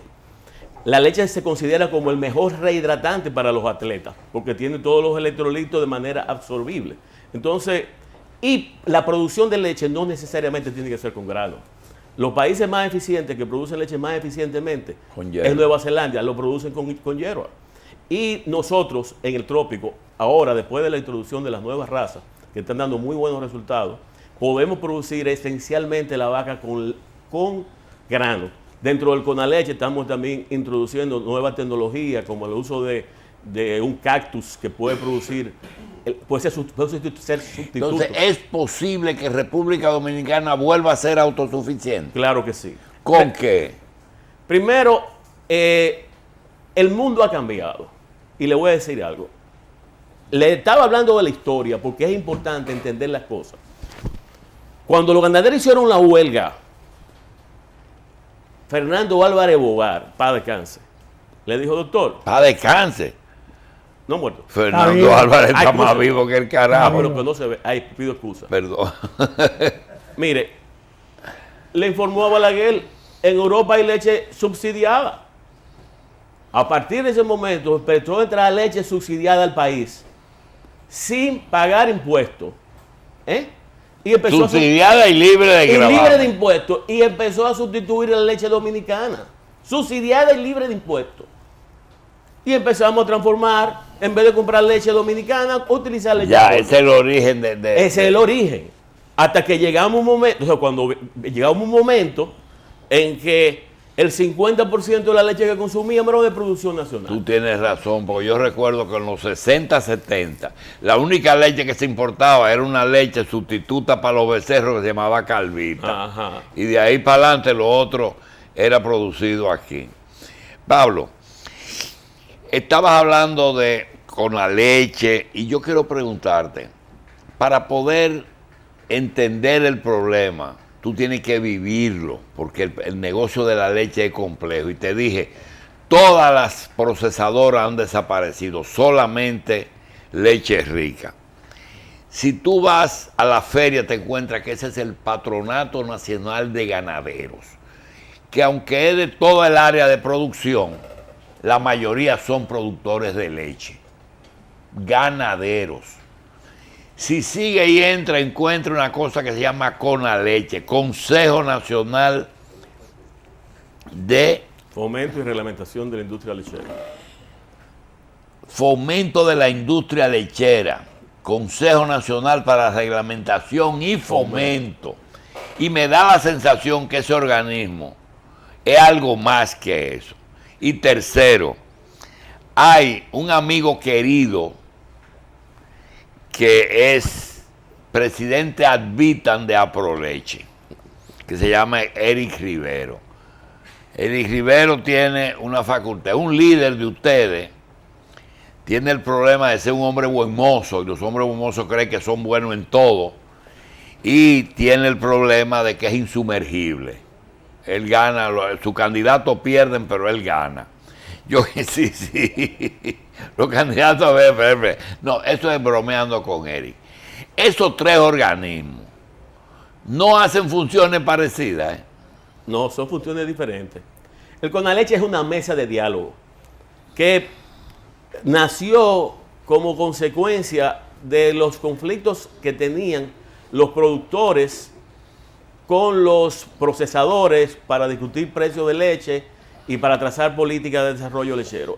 Primero el doctor Joaquín Balaguer, ante un conflicto vino un gerente de Codal, que se llamaba esa época, y bajó el precio de la leche de que llegó, y se armó un problema de lo que se sabe en el mar.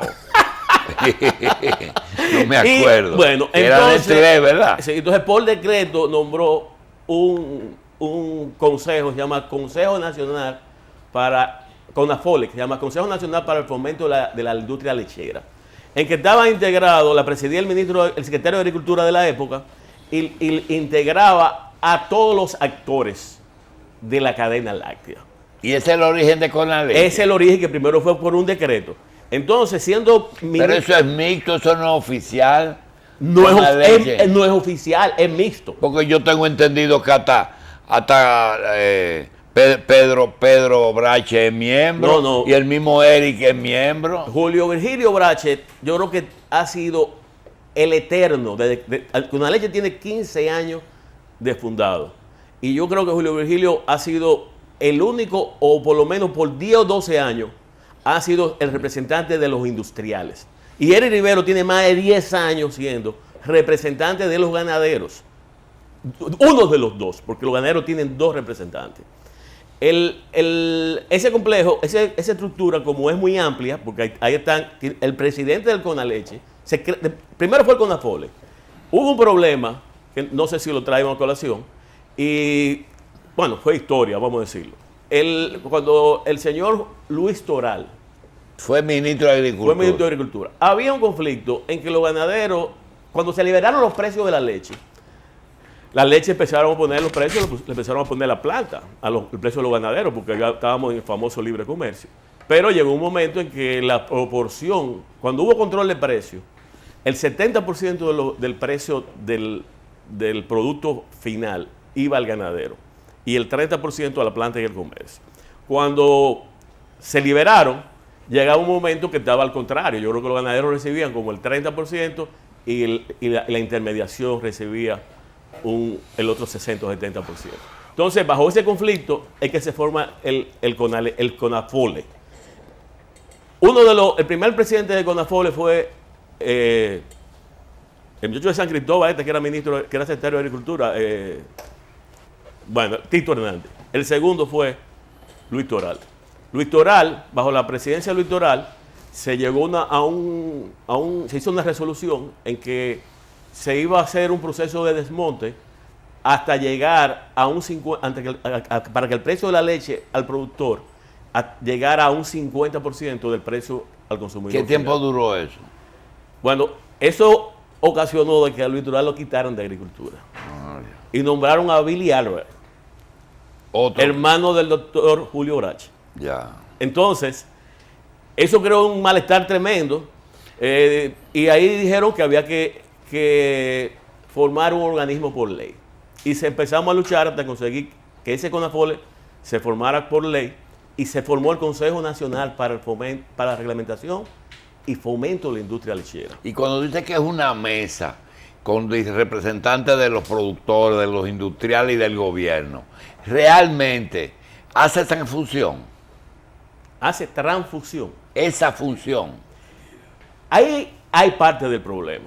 Cuando el CONAFOLE... Pero es que yo encontré a alguien que me dijo que ahí como que prestan cuarto o lo mandan al Banco Agrícola aprobado. ¿Cuál es el mecanismo? No, porque entonces cuando se formó por ley, se creó realmente una oficina de fomento de la industria lechera y se le asignaron 10 millones de pesos mensual del presupuesto nacional y los productores tenían que aportar 2 centavos por litro de leche y los industriales 2 centavos. Para que la gente entienda, porque este país se ha convertido en una sorpresa, como las visitas.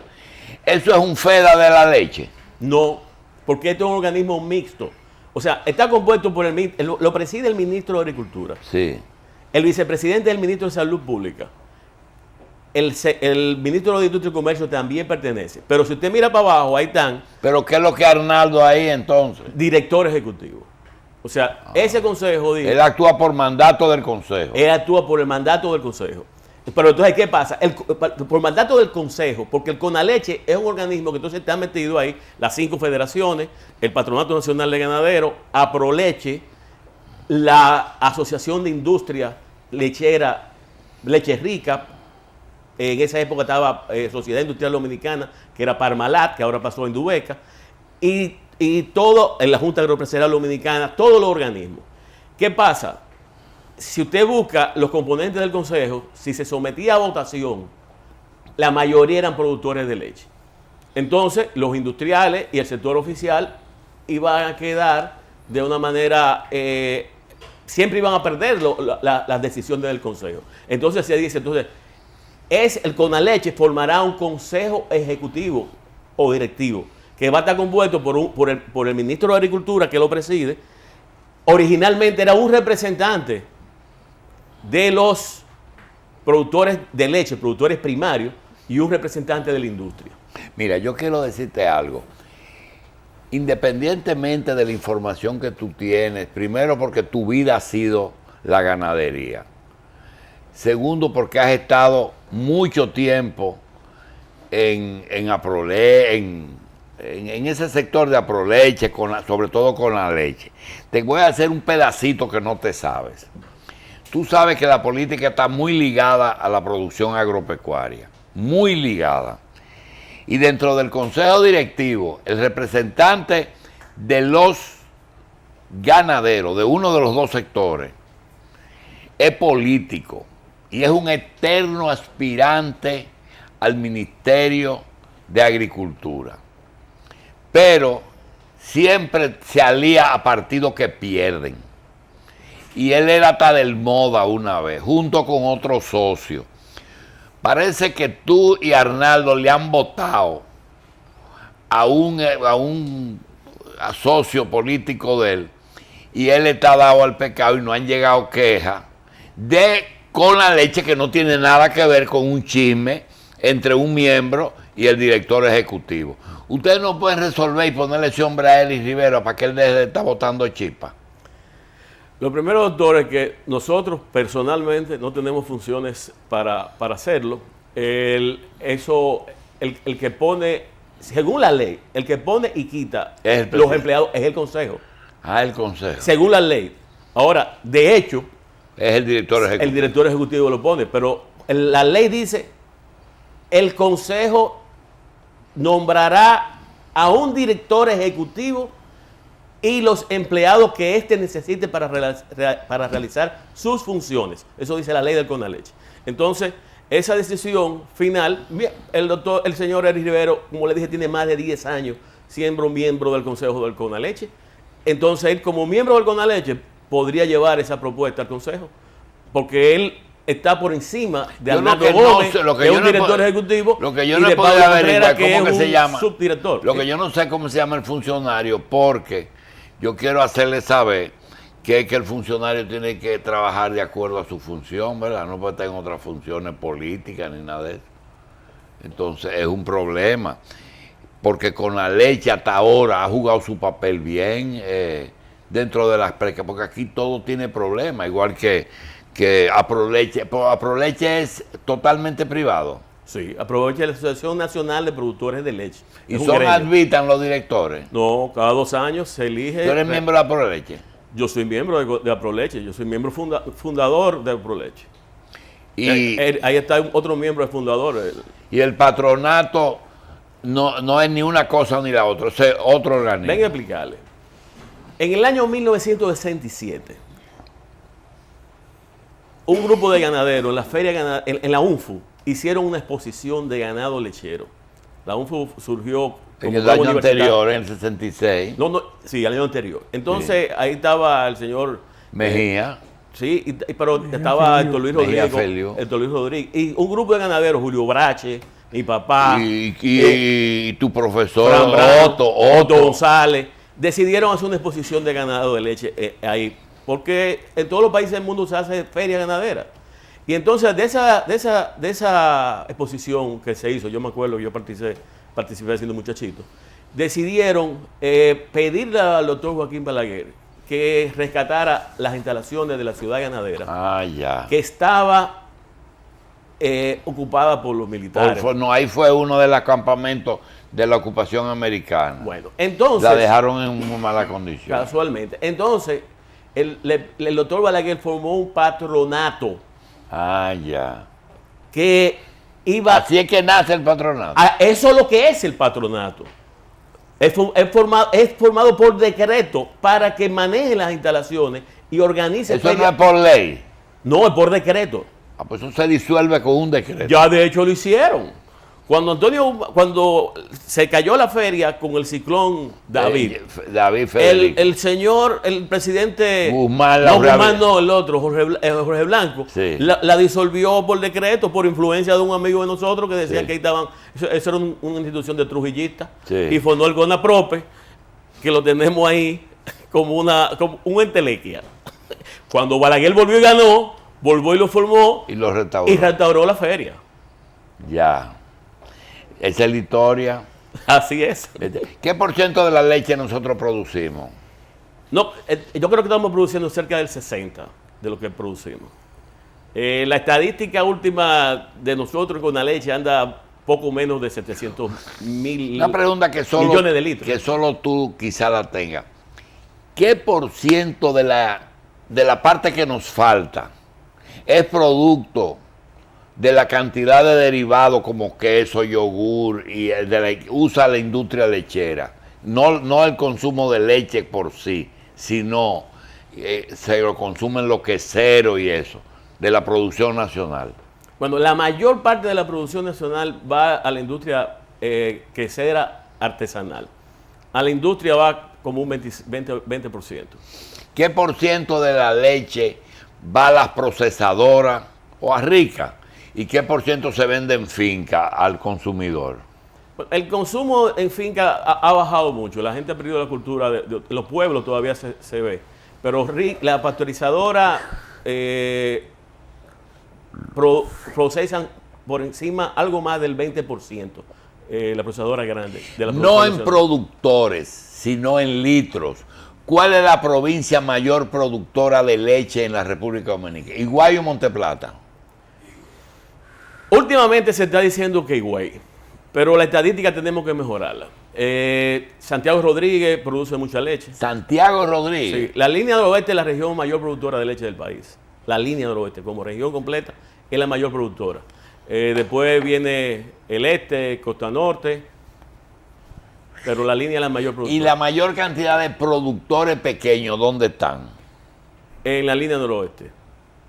Pero oiga lo que le voy a decir, el 80%, o el 90%, o el 95% de los productores de leche son pequeños productores de ganadería de subsistencia. La leche ya está producida por pequeñitos productores. Es el cultivo de mayor importancia social a nivel nacional, más que el arroz, porque el arroz se produce en unas cuantas provincias, pero la leche se produce en el país entero. Y es el sustento de múltiples familias del campo dominicano. Bien. Pablo, la leche como un elemento de consumo de divisa del país, ¿nos cuesta mucho traer 40 que hace falta? Bueno, hablamos de que se está importando como 500 millones de dólares al año, y si nos costarían con unos 600 millones de dólares más al año. Pero, vuelvo y le digo, la importancia social que tiene la leche en las comunidades rurales dominicanas. O sea, está producida por muchos pequeños. Y la otra cosa, la cantidad de pequeñas industrias, que calculamos que son más de 500, 600, micro queserías, que también generan una gran dinámica económica y social. En los últimos años de la era de Trujillo, oíamos en los medios de comunicación un anuncio que decía industrial lechera, leche pasteurizada y homogenizada. Lo primero es que quiere decir esas dos palabras, y lo segundo es que la acompañaron de una cultura de que si la leche no era pasteurizada y homogenizada, podía ser portador de algún tipo de enfermedad. Sí, mire, lo que pasa es, la leche, si viene de vacas sanas y se ordeña de manera higiénica, Sí. en teoría, en teoría, Es sana. es sana y puede ser consumida. Pero dentro de la leche pueden venir patógenos que provengan de la misma vaca, puede haber Una vaca enferma. una vaca enferma puede transmitir algunas enfermedades. O del entorno cuando se ordeña. O del entorno cuando se ordeña, o de la misma mastitis, o sea, puede haber enfermedades. Entonces, para consumo humano, lo que se ideó, la costumbre fue pasteurizar la leche. Pasteurización la leche. Entonces, la pasteurización se trata de que se maten todas las bacterias. Pero pasteurizar es hervir a una temperatura. No, mire, la pasteurización de la leche se hace a 72 grados por 15 segundos. Lo que se trata es de que mate que la leche sea sometida A una temperatura. al menor calor posible Que mate los para patógenos. que conserve sus cualidades Ah, ya. organolépticas y su actividad inclusive enzimática. Sí, sí, no quemar los biólogos. La leche Y dentro 72 es el grado donde se logró fijar. se logró fijar, donde se matan todas las bacterias patógenas y alteran mucho, no afectan la proteína, no matan Pero mata lo enzimas, malo. mata los patógenos. Eso debe ser como la quimioterapia y la radioterapia. Pero esa leche pasteurizada necesita ser mantenida bajo refrigeración. ¿Y qué es homogeneizar? Porque hay otras bacterias que son benéficas para la salud, para la digestión, que son propias de la La leche. que mantiene que la se flora conservan, intestinal. Que se conservan en la leche. La bacteria ¿Y propia qué de es la leche. homogenizada? Homogenizar, ¿qué pasa? La leche es un complejo, es un Es una suspensión. Es un producto complejo, porque siendo la mayor parte es agua y el 4 o el 5% es grasa. Y como usted sabe, el agua y la grasa no se mezclan, separan. se separan. Hay que homogenizar. Entonces, para que no se separe la grasa de la leche, no suba arriba, por eso como la leche, antes uno la hervía, la leche que no es homogenizada, la grasa tiende a irse hacia arriba y se forma la nata. Pero entonces, para que no se separe la grasa del resto de la leche y se mantenga homogéneamente en toda la superficie, lo que hace es que se someten a un mecanismo físico que rompe los glóbulos de grasa en partículas muy Ya, y la pequeñas homogénea. para que se mantenga homogénea en todo el fluido de la leche. Bien. El ganado que produce leche puede conseguirse con eficiencia de doble propósito. Que tú puedas tener una cantidad rentable de leche y al final Carne. una carne de los machos. Se puede, pero mi concepción del doble propósito en el mundo moderno y para República Dominicana es diferente a lo que se tenía concebido antes. Yo pienso que debe haber una ganadería de leche que produzca un buen volumen de leche, pero que el macho también pueda servirse para criarse a pasto y engordarse. Tú puedes producir una buena cantidad de leche solamente alimentándolo con pastura, con pasto. El pasto tropical tradicional tiene su limitante para producir leche. Pero, y aparte de la limitante, teníamos que el ganado que utilizábamos tenía otra limitante, que bajo condiciones de calor no pastoreaba. Entonces, con un ganado productor de leche, adaptado a nuestro clima, con un proceso de mejoramiento y fertilización de los pastos e introducción de nuevas forrajeras, no vamos a producir leche 100% con pasto, pero sí vamos a producir con mucho menor cantidad de grano de lo que tradicionalmente hemos estado acostumbrados a hacerlo. Bien. O sea, se puede utilizar el grano en algunos procesos claves. Por ejemplo, la crianza de ternero, usted va a sustituir leche que le va a dar ternero por grano. Y en la vaca, en el pico de producción, y las vacas que tienen potencialidad para producir mucho mayor cantidad de leche en un momento determinado de la lactancia, pueden ser suplementadas con grano. La tabulación es con grano nada más. La estabulación no puede ser, la vaca no puede comer solamente grano. La vaca es un rumiante. Se Y puede dar dos cosas. claro, la fibra es fundamental y el forraje es el consumo natural del ganado. Bien. Pablo, ven todos los sábados. Pablo Contreras, médico veterinario, gracias. Freddy Florencio nos viene con dos cosas. Un boletín de guerra y una respuesta al doctor Contreras. Gracias, doctor. Usted me cambió el libreto. Haga su propio libreto. Ok. Hágalo. Usted sabe que en guerra, a principios de año, mandaron la avanzada del presidente a un desembolso de 42 millones de pesos para un proyecto en el Mamón del Toro de Cerdo. Resulta que la alcaldesa de Guerra se ha tornado inteligente, cosa que me sorprende, pero me ayuda, porque se han puesto de acuerdo unos municipios para establecer lo que es el mercado, que está en condiciones deplorables, el matadero y el mercado, y en una alianza estratégica con el FEDA, el Banco Agrícola y el Ministerio de Medio Ambiente, van a establecer una serie de reglas que son valederas, porque Guerra es el suministro de agua de toda la zona oriental, alimenta a 1.200.000 ciudadanos que merecen un agua saludable y que se pueda beber. Brujuelas. Sí, con Brujuela a la cabeza, que nace en un campo de Vallaguana que pertenece a Monteplata, se llama Brujuela. Un río de mucha actividad, que en este año tuvo actividad 2 veces, cosa rara porque él sale cada 8 años o cada 10 años. Y este año asomó 2 veces a la superficie, lo pudimos ver. Entonces, veo que el Estado, con Danilo a la cabeza, tiene un interés en preservar cosas que son salud y que son dinero. Yo no creo que Valle Nuevo sea más grande que Guerra en la producción de agua. Yo creo que hay que tener mucho respeto por esa zona, preservar esas aguas, que todos los dominicanos le den un voto de confianza a Guerra, tanto en la ambientación como en la ubicación de la El zona. problema es el nacimiento de los grandes ríos de la República Dominicana. Ahora, Brujuela es Haitises. Básicamente, la reserva de agua de los Haitises es Brujuela. Pero fíjate, Machi, debe haber como 80 pozos. Hay pozos de esos de una capacidad de 1.000 galones por minuto y 1.500. Y ese acueducto nuevo que inauguró Danilo en la calle, en la autopista San Isidro, se suministra de la zona de Guerra. Lo que pasa es que si no comenzamos ahora, el nivel llegó a bajar, porque en principio hacemos un pozo allá. El primer pozo que yo tuve era para una letrina, y no se pudo hacer porque se convirtió en un pozo que daba agua a los 20 pies.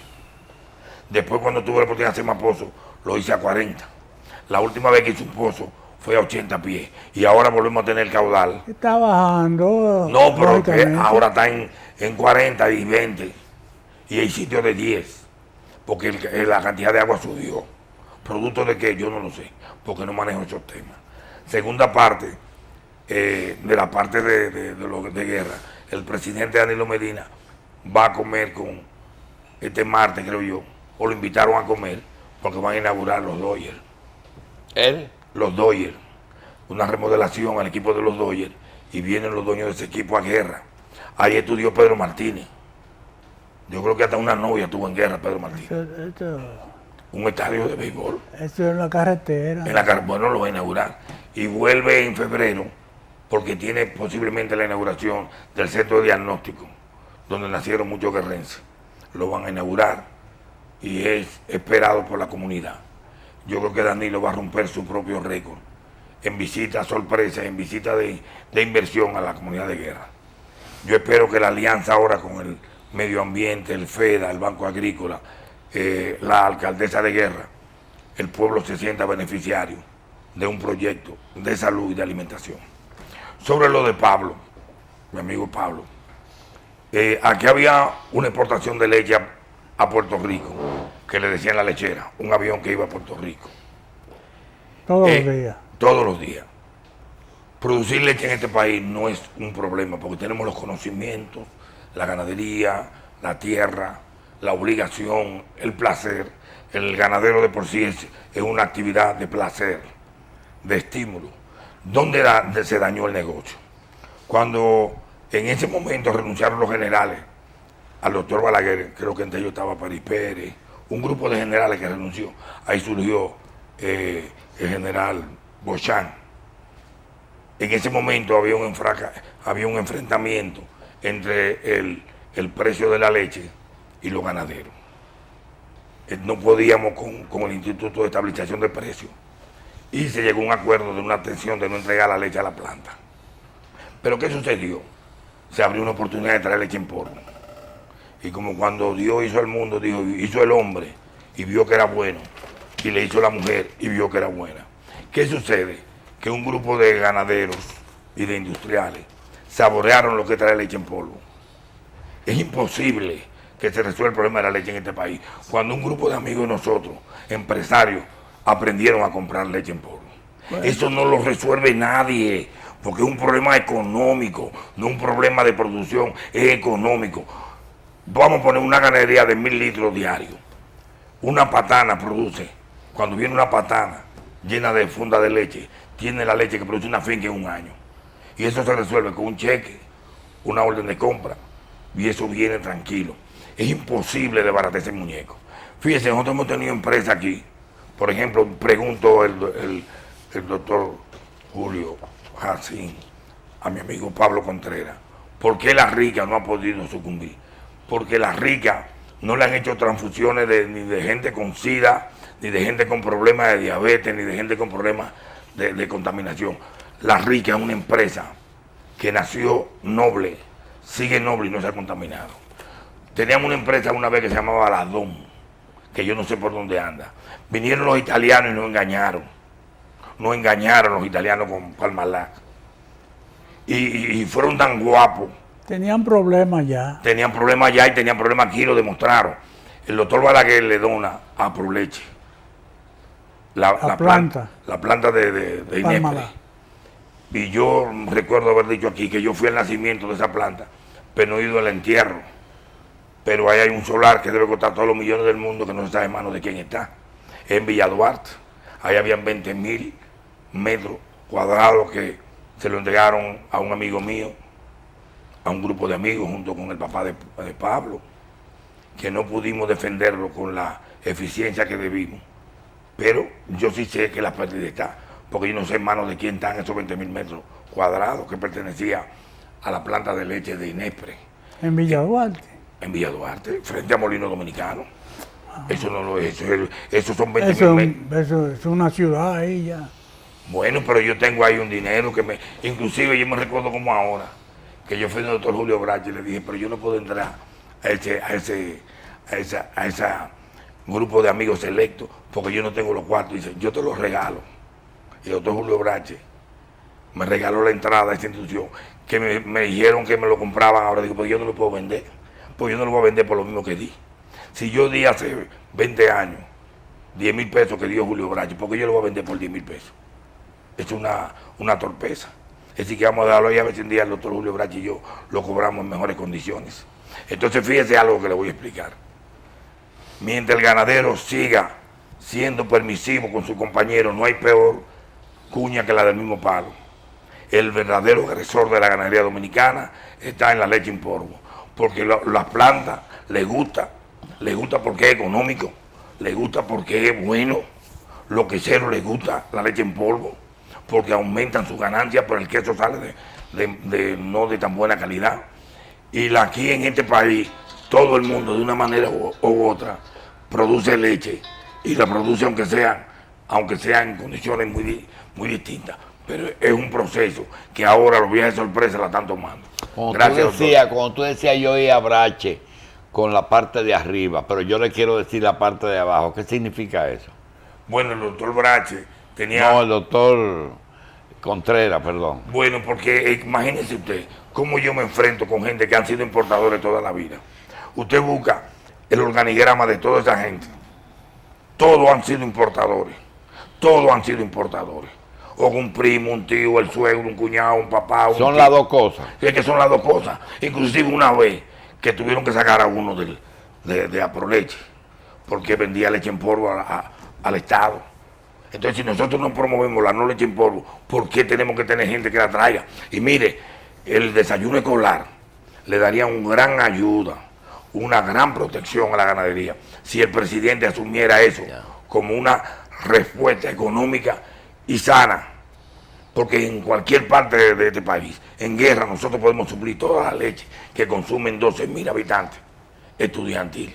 Que cada localidad Claro. tenga las escuelas. Sí, Bien. ahora hay un problemita. Tienen que pagarla. No pueden pagarla cuando se recuerden. Porque el hecho del pago no complica, no serio, conlleva al Bien. deterioro. Bien, gracias Freddy. Muy amable. Nos vemos esta noche en Coral, el mejor canal del mundo.